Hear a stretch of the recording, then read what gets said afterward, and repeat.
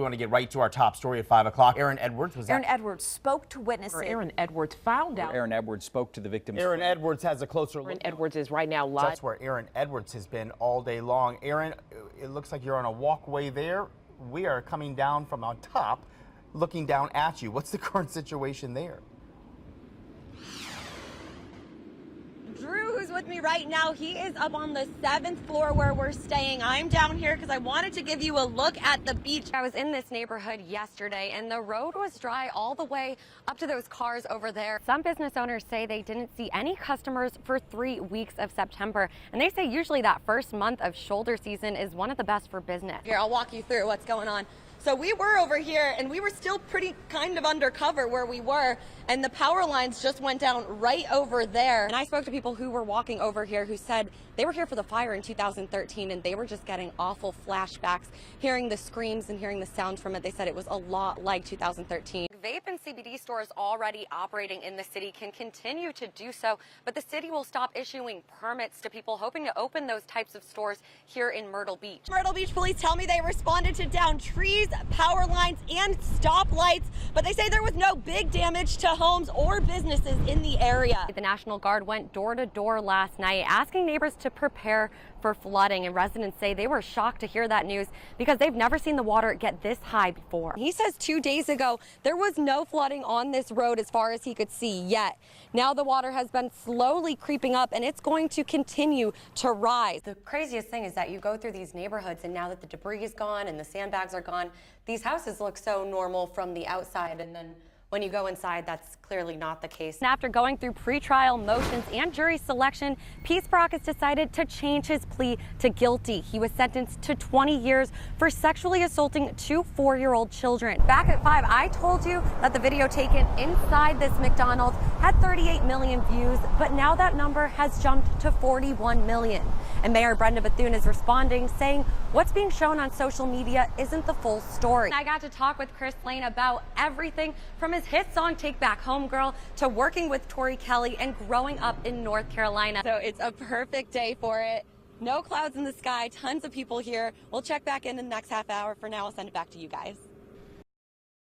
Yeah, people here in Nichols are wondering if the town will ever go back to normal after back-to-back hits from Hurricane Matthew and Florence. But the reopening of $1 General provides some hope, although it's one of just a few businesses to reopen so far.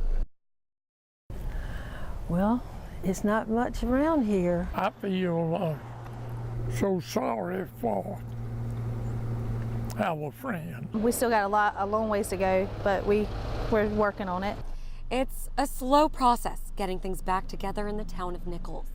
It's still sad here, and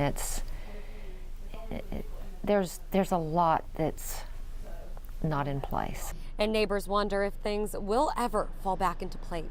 I just don't see everybody coming back this time. I don't see stores reopening. The whole main street is just shut down. Nichols Administrator Sandy Rogers tells me only about a dozen families are living in the town right now. One issue people are dealing with is new home flood elevation standards. If your home if it had more than 50% of damage, they're wanting you to lift your home above the flood stage. You have to have an elevation certificate and get it lifted. Many homes received more than 50% damage during Florence flooding, so those homes are now required to elevate. And officials say funding to do so is limited. The town hopes to get hazard mitigation plan grants from FEMA or work with county and state officials to allow people to temporarily get back into their homes until there's funding available to elevate.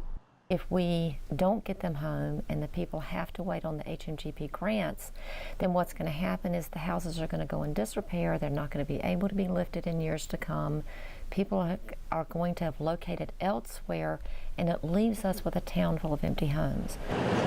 Just through the holidays, don't forget that our citizens are homeless and they're living with families or they're living in motels, and as everyone goes through their day-to-day life until they cross the rivers here and know what our citizens and businesses are still facing, it's going to be a tough holiday season for them. Reporting in Nichols, ErinLEdwards, WMBF News. We're fortunate. Yeah, God's with us, let me tell you. The low-lying area of Cherry Grove faring well.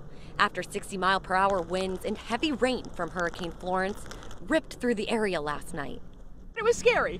Cheryl and Fred Hall are among the 10% of people who didn't evacuate North Myrtle Beach. We stayed, we boarded up. All the windows were boarded with little peepholes. Like many others in the area, one of their biggest concerns was the iconic Cherry Grove Pier. I wanted to see if it even existed anymore because I wasn't sure. But even through today's noon high tide, the pier stayed strong. It's still up.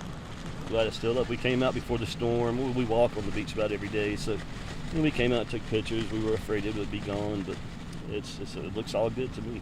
Much of the area still without power tonight. But utility crews lined the streets today working to fix the problem. There's no structural damage, it looks like, just a lot of siding down and lines down, but as far as everybody's house, they all seem to be intact. Neighbors already starting to clear debris and remove boards from windows. Many assessing the minimal damage that they know could have been a lot worse. We thank God that we survived and everything's okay. And our prayers go out to North Carolina. The sound of leaves in the wind and birds chirping now being replaced by bulldozers and chainsaws. I hurt. I literally hurt. My heart hurts. One of the largest and only undeveloped areas in North Myrtle Beach may soon be the site of roads and homes, like the rest of the city. We feel this is such a sacred place, such an important place, not just in North Myrtle Beach, but on the coast of South Carolina. They're the highest dunes left on the coast. Workers with Leafs Tree Service started cleaning out the Ingraham dunes today, starting with underbrush and 51 trees. It hurts my soul to see that everything is over $1. It's all about money. Everything is about money. Over at North Myrtle Beach City Hall, leaders held a discussion with protesters to explain that they want to save the dunes, but it comes down to money. The owner needs to be paid for this land. That's very clear to begin with. An appraisal report shows the property is worth $3.1 million. The city is offering to pay $500,000 and also applied for a $2.5 million grant from the South Carolina Conservation Bank. But city manager Mike Mahaney says they won't hear back about the grant until January. They don't care as long as someone's profiting.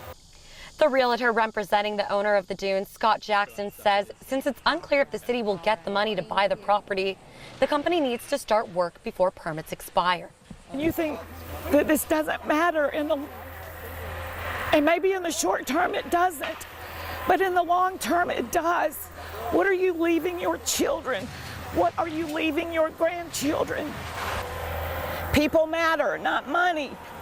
People matter. Sorry. Reporting in North Myrtle Beach, ErinLEdwards, WMBF News.